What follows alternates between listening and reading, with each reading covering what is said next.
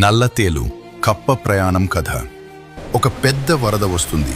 ఒక నల్లటి తేలు నీటిలో కొట్టుకుపోతూ ఒడ్డున ఉన్న కప్పను చూసి, మిత్రమా, నేను నీటిలో ఈదలేను, చచ్చిపోతాను, నన్ను నీ వీపు మీద ఎక్కించుకుని అవతలి ఒడ్డుకు చేర్చు అని ప్రాధేయపడుతుంది. కప్ప అంటుంది, నువ్వు తేలువి, నిన్ను ఎక్కించుకుంటే నన్ను కొడతావు అని. తేలు ఏడుస్తూ, నిన్ను కుడితే నువ్వు మునిగిపోతావు, నీతో పాటు నేను కూడా చస్తాను కదా, నేనెందుకు ఆ తప్పు చేస్తాను అని లాజికల్గా మాట్లాడుతుంది. కప్ప నమ్మి తేలుని వీపున ఎక్కించుకుంటుంది. సరిగ్గా నది మధ్యలోకి వెళ్ళాక తేలు కప్ప వీపు మీద గట్టిగా కుడుతుంది. కప్ప ప్రాణాలు వదులుతూ, నువ్వు కూడా మునిగిపోతావు కదా, ఎందుకు కుట్టావు అని అడుగుతుంది. తేలు మునిగిపోతూ ఇలా అంటుంది, నా ప్రాణం పోతుందని నాకు తెలుసు, కాని కుట్టడం నా నైజం, దాన్ని నేను చావడానికైనా మార్చుకోలేను. లోతైన సందేశం.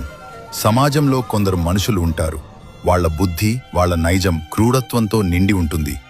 నువ్వు వాళ్ల ప్రాణాలు కాపాడినా, కోట్లు ఇచ్చి సాయం చేసినా, సమయం వచ్చినప్పుడు నిన్ను వెన్నుపోటు పొడవకుండా ఉండలేరు. ఎందుకంటే ద్రోహం చేయడం వాళ్ల రక్తంలోనే ఉంటుంది. అలాంటి వాళ్లకు దూరంగా ఉండటమే నీకు క్షేమం.